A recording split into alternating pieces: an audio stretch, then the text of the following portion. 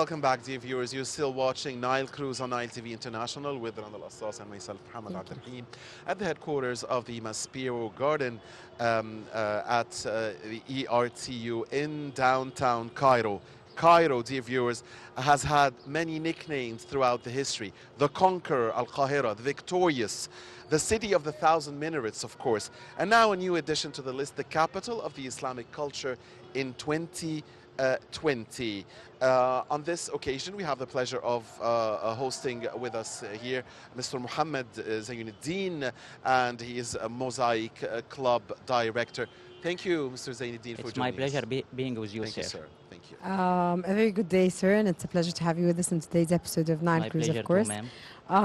Sir, how do you see choosing Cairo as the capital of Islamic culture in 2020? I think it's something very important for Egypt and especially for Cairo because it's something we were looking forward to it. Because Cairo itself, it's one of the most richest or one of the most popular cities that has the most number or the biggest number of Islamic monuments in the Islamic world.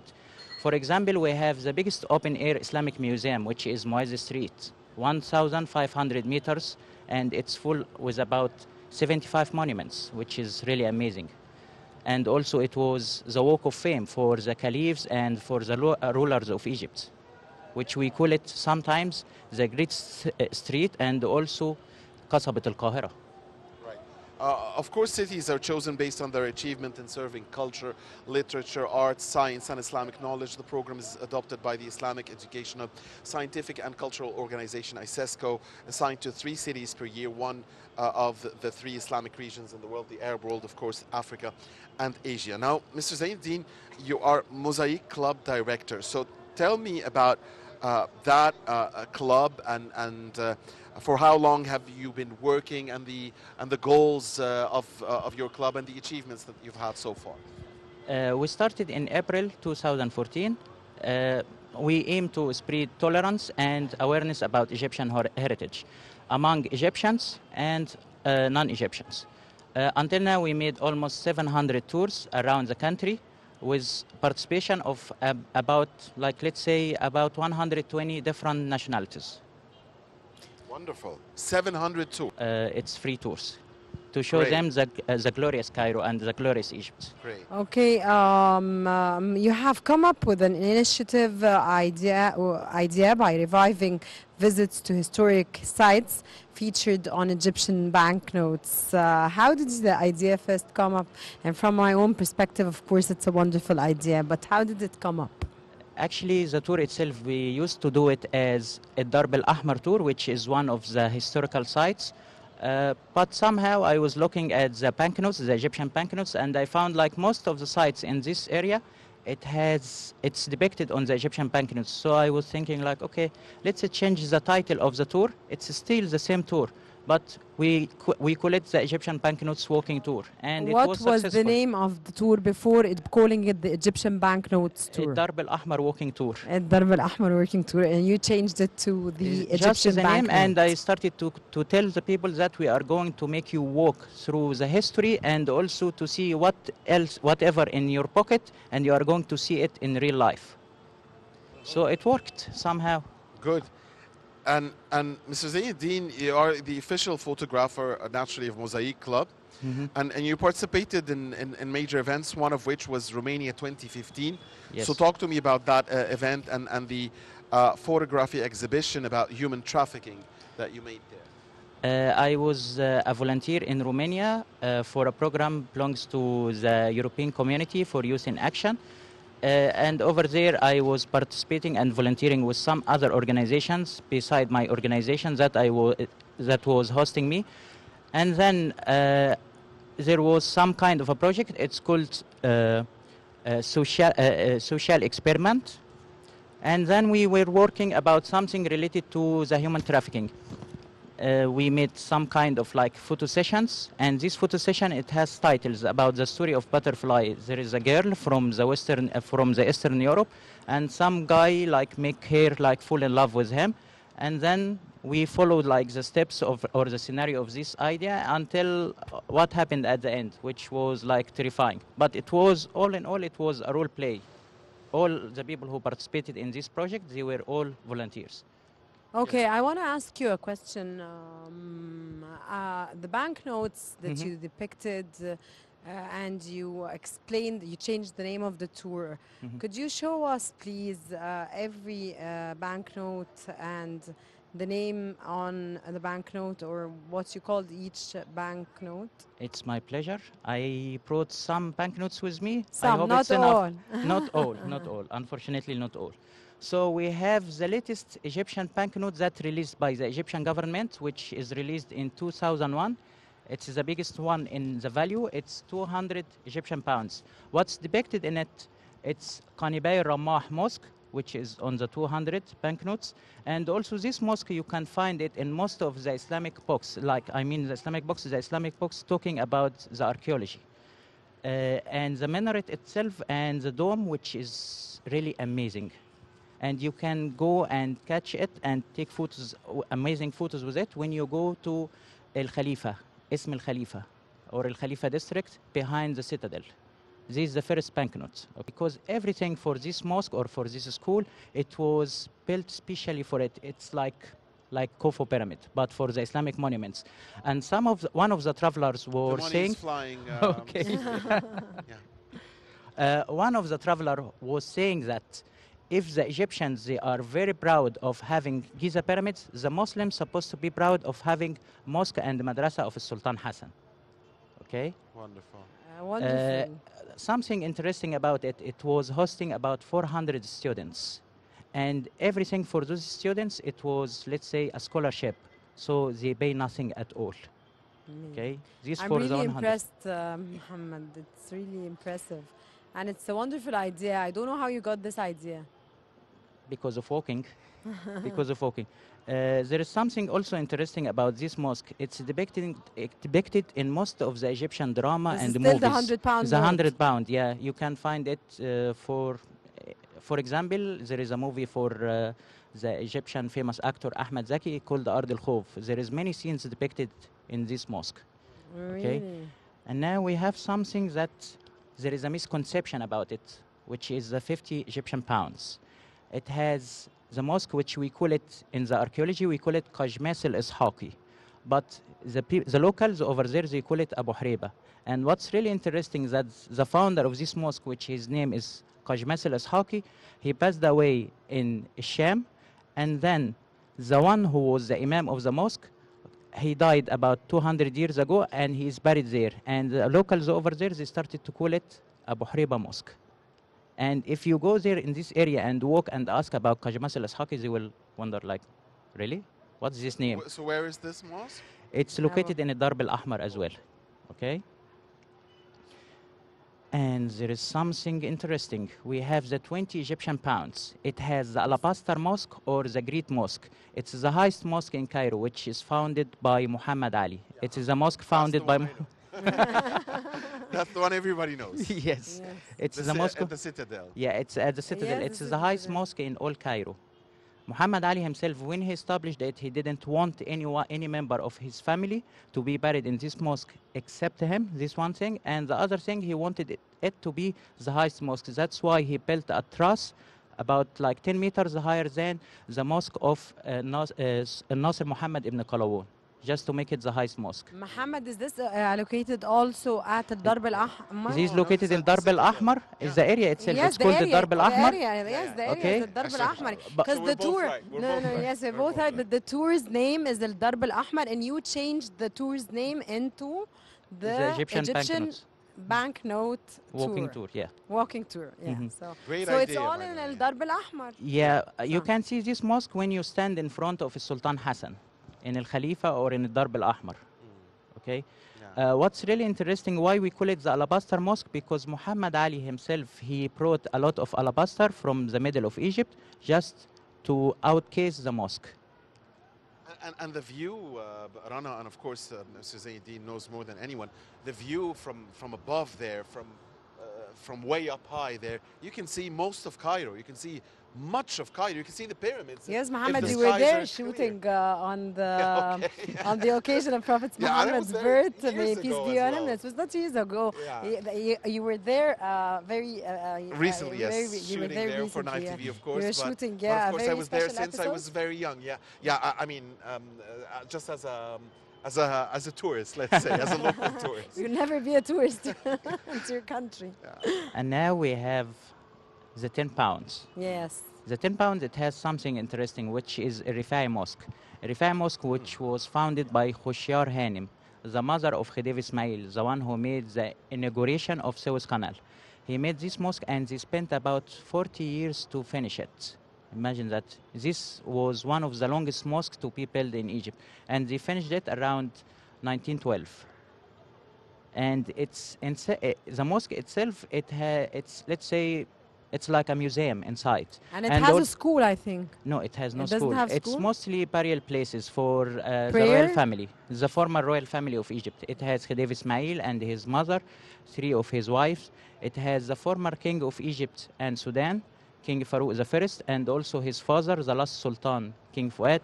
And the most interesting thing about this place, that the last one who used it officially was the former president of Egypt, Sadat.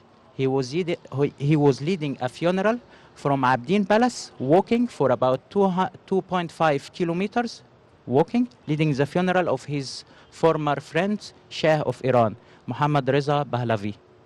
So he buried him over there. And the tomb of Mohammad Reza Pahlavi, as we call him in Persian language, it's really precious and very valuable, because the floor itself, it's made out of onyx.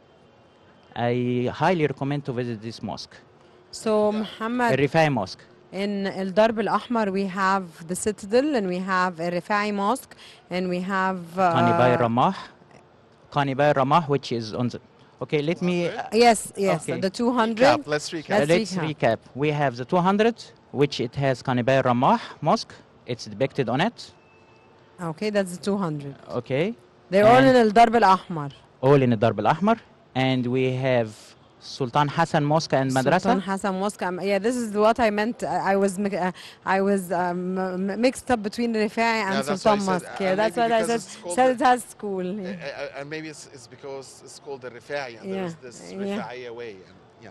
Yeah, and we have the 20, which is in The the Citadel. And we have the 10 pound, which is the mosque beside Sultan Hassan. We call them the 2 great mosques because both of them beside each other. And there is another story about this mosque. Khoshyar Hanim, when she told her son Khedive Ismail to build this mosque, she told him, look Ismail, I don't want you to build a dwarf in front of a giant. What she meant by giant, she meant Sultan Hassan Mosque. So when they built this mosque, the mosque of Rifai, they built it higher than the mosque of Sultan Hassan by 3 meters, just to avoid this idea that she doesn't want a dwarf. Okay, That's really impressive. there is a banknote. It's not in our tour, and it's in It's another not in place. your tour. It's not in Al Darb Al it's not Ahmar in or this in the tour, banknote but tour. it has the biggest mosque in all Egypt until now, since its foundation, which is Ibn Tulun Mosque, which it has like a very special minaret. We don't have anything similar to it. We call it the spinning minaret because it has the outer case outside, like the staircase itself outside, and it's the biggest mosque in all Egypt until now. And it's about, let's say, 1,187 years old. It's the oldest mosque still intact until now. We didn't make 1,087 years. Yeah. 1,187 Yeah, years. 1,187. Yeah. It's we call it Sheikh Al Gawama because of its condition and the way that they built it. Okay. Ibn Tulun, huh? Ibn Tulun Mosque. And there is something 187. I'm sorry? 187 Let's say years. about 1,200 years. 1,200 years. Let's say 1,200 years. It would make it easier. And there is another mosque. It's closer to Darb Al Ahmar. And this is the only banknote that I found. Nobody has it but you, I think. Yeah, the 25 piaster, which it has Sayyida Aisha shrine It's located in Sayyida Aisha Square, which it has the biggest market, one of the biggest markets in Cairo. It happens every Friday and Sunday. And the mosque itself, it's interesting. There is another banknote which I didn't bring with me, which 50 is, piastres? there is a 50 piastre and the 1 £1. pound. The 50 piastre, it has Al-Azhar Mosque, which is like, let's say, it was built first to be a school for the Shia theology by the Fatimid people. And then when Saladin came, he closed the mosque, and then the Mamluks opened it back for public to go to pray inside the mosque. And now it's the biggest theological school and university in all the world. The whole of, yeah, Islamic world. In the whole Islamic world. And the 1 pound, which I didn't mention yet, it has Qaitbay complex in City of the Dead, or what that's what the foreigners call it, City of the Dead, which is an exceptional place to visit. It's really amazing, and I highly recommend it also to be visited. Your tour was amazing, really. Thank you so much. Yes, I enjoyed it too, Mohamed. It's really very much. impressive, Mohamed. Thank you. Yeah, informative. We knew a lot about Darb al-Ahmar, Al-Mu'azz Street, of course, which are very important touristic sites here in Egypt. But I have a question, Rana, Yes, if go you ahead, allow me. No, of course. I wonder why isn't Amr ibn al-As Mosque there? Because as I understand it, it's the first, mosque in Egypt. That's a very interesting question, and let me tell you something. Until now, the archaeologists, they have a lot of debates about it. This one thing. And the other thing, the mosque itself, Amr ibn al-As, that we have now, it's 16 times the mosque that Amr ibn al-As himself built. The only original thing in this mosque is only the floor, the floor of the mosque. But it's very important for most of the Egyptians, especially during Ramadan. You will not find a place to pray in this mosque at Very all. true. Yeah.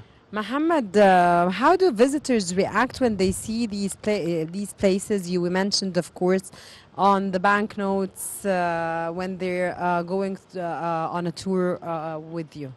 They are amazed about it. This one thing, and When the other thing, they were holding the banknotes and they then take photos with it. and with the banknotes. Yeah, they take photos with it, with the mosque or with the monument that depicted on the banknote. It's a wonderful idea, Mohammed. There is something I would like to mention away from the Islamic monuments, which is on the banknotes. If you go to the Egyptian Museum, you will find this wonderful guy, the Egyptian scribe. Yes. It's on the 200 banknote. Yeah. This one thing, I hope they are not going to move it to the Grand Egyptian Museum soon. Mohammed, hold it again. Let the cameraman. Sorry. The Egyptian scribe.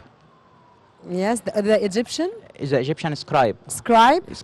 The one who was writing and reading, and he was even a war reporter who went with, let's say, for example, with Ramesses II, went with Thutmose III in their battlefields. So they were depicting and documenting everything, even like the archive of the royal palace. And there is also another one I would like to show you. This wonderful statue. It's made out of diorite for King Chefren, or Kha-Ifre, or Khafra, as we call him in Arabic. It's one of the finest statues that you will find in all the world. It's here only in the Egyptian Museum, this masterpiece. It Okay. is a masterpiece, yes, Yes. and King Khafra. King 'Cause Khafra. this is the name that most Yeah. of the people know. Yeah, Of course. The Sphinx. the wonderful Sphinx. Of course. Hur Im Akhet, the one who's protecting the pyramids. The Sphinx And protecting the pyramids. Yeah, that's it about the banknotes. And that's I all hope they are about not the banknotes. going to fly now. Okay, Mohammed, what do you have stories to tell us more about the banknotes and the relation and the impact of what you did on the tourists that come to visit Egypt?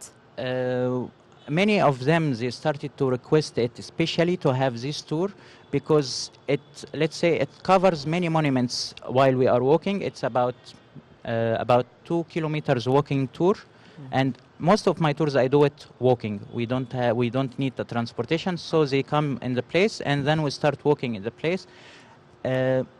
What really makes a lot of impact on them, besides the banknotes, that they walk like Egyptians. They try the traditional Egyptian foods. They drink sugarcane juice, which we call it asir asab. They try fool and falafel. They enjoy to walk and live the daily life like the Egyptians and go to, for example, the tent markets, the khayamiyya, to see the handicrafts and the handicraftsmen, how they work and how they do the things. And also they ask many questions about the tradition here, and let's say, for example, about marriage, about how we study and the culture. And So which nationalities, from your experience, are more interested in this type of rich tour? there is no specific nationality for All it. I type have of a national. diversity, Everybody. diversity of many people. Mohamed, how do they know about your tour?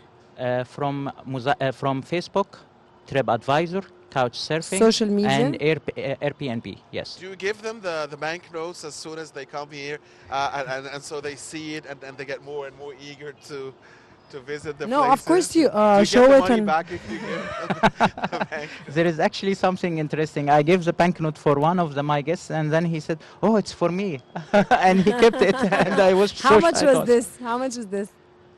Thanks God, it was £50. Okay, alhamdulillah. Okay, Mohamed Zeineddin, tourist guide and photographer. Of course, it was a pleasure to have you with us in today's episode of Nile Cruise, where you gave us wonderful, of course, informative knowledge about mosques in Egypt, about Al-Darb Al-Ahmar, about Al-Mu'izz Street, of course. You gave us additional knowledge, informative knowledge. Thank you very much for joining us my in today's pleasure, ma'am. episode. Thank you, Mr. Mohamed Zeineddin, and good luck in future activities with the Mosaic Club that you direct. Dear viewers, please stay with Rana and I, as we'll be back here on Nile Cruise in a short while. Thank you.